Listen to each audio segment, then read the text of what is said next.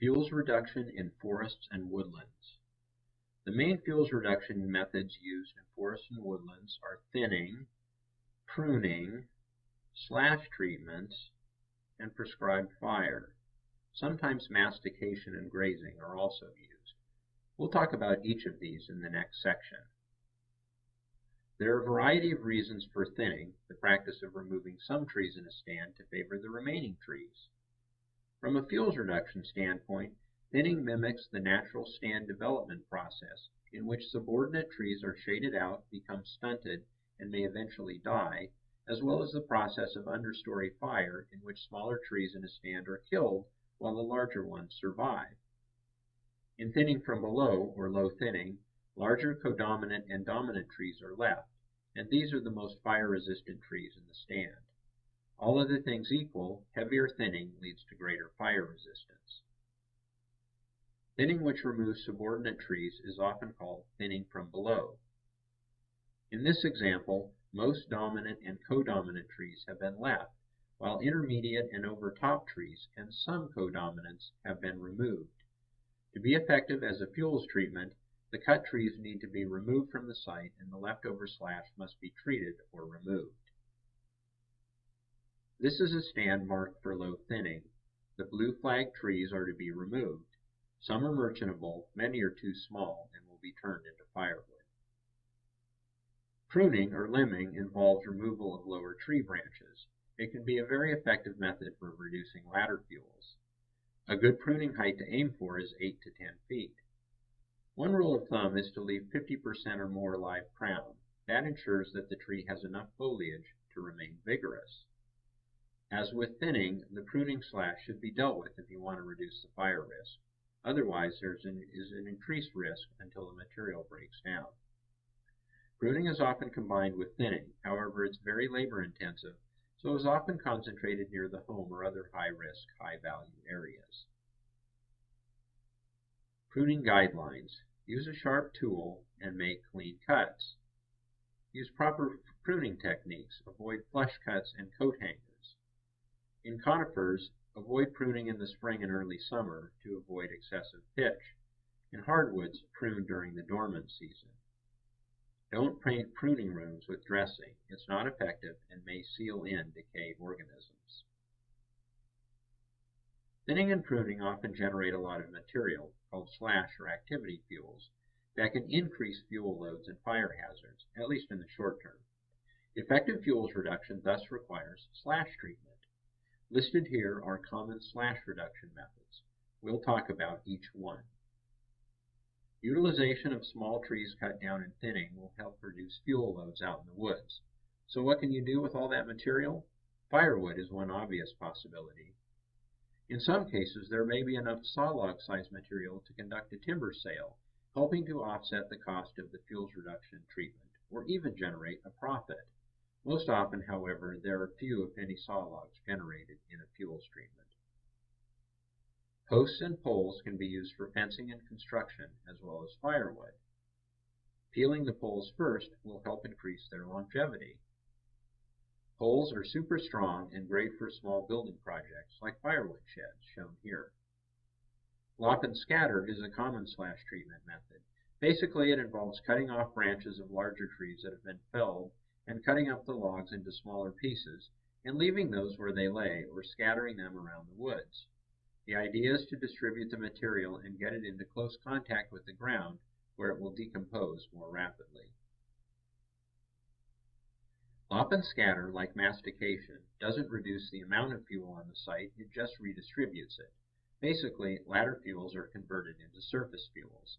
This is a cheaper way of dealing with slash than, for example, piling and burning, but it isn't as effective for reducing fuels. In fact, it may significantly increase the fuel loading until the material breaks down. On dry sites, that could take years or even decades. Lop and scatter is probably best done in more remote locations where the overall fuel hazard is lower and resulting slash loads are light. Pile and burn is a common practice following thinning and pruning. The basic process for building a pile includes gathering small material, like kindling, and putting it at the bottom of the pile, and then laying larger material on top of that. If the piles are to be burned later, plastic may be placed on top to keep it dry, with some additional material placed on top of the plastic to hold it in place. Piles should be kept small and should be located in an open spot when possible, so they don't torch the foliage of an adjacent tree when they are burned. However, it's not necessary to haul all the material into one giant pile in the middle of a large open area. Creating fewer small piles is much more efficient. To ignite the pile, a drip torch or propane torch can be used. If you are thinning and pruning on a burn day, you can start a small pile and then just add material as you go. This avoids the need to cover the pile with plastic and come back to it later. This is called swamper burning. Close monitoring of the pile is important. Don't just leave it and walk away. Pile and burn is a very effective fuels reduction method. However, it can be expensive. On a contract basis, cutting, piling, and burning can easily cost $500 to $1,500 per acre, or even more. In many areas, smoke management restrictions sharply limit the times when you can burn. That can pose a challenge to getting all the material treated. Take care to make sure the piles are completely extinguished when you are done. Avoid constructing piles near stumps or tree roots where the fire can smolder underground, only to emerge later as a holdover fire. Escape debris burns are one of the leading causes of wildfire. Chipping can be very effective at reducing and redistributing fuels. It's very labor-intensive and expensive on a per-acre basis.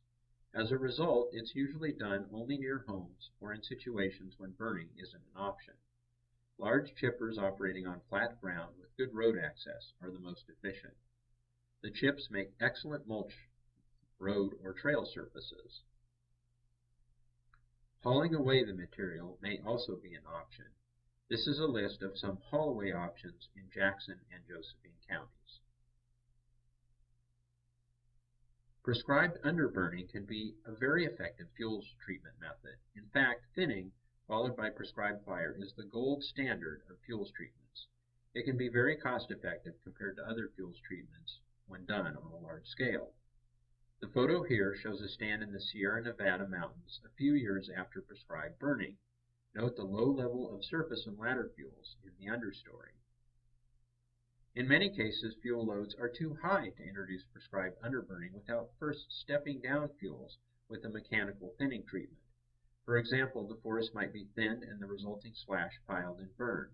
Then the stand can be underburned relatively safely. Here is a stand that has been thinned. Note the fine fuels.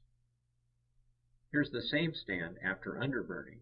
Note that many of the fine fuels have been consumed. Prescribed burning, especially underburning, is risky with high potential liability. For this reason, it is seldom undertaken on private parcels. Smoke management issues also make it challenging to implement. For those interested in conducting an underburn, a professionally developed burn plan is a must. The Oregon Department of Forestry should be contacted well in advance to discuss plans and obtain needed permits.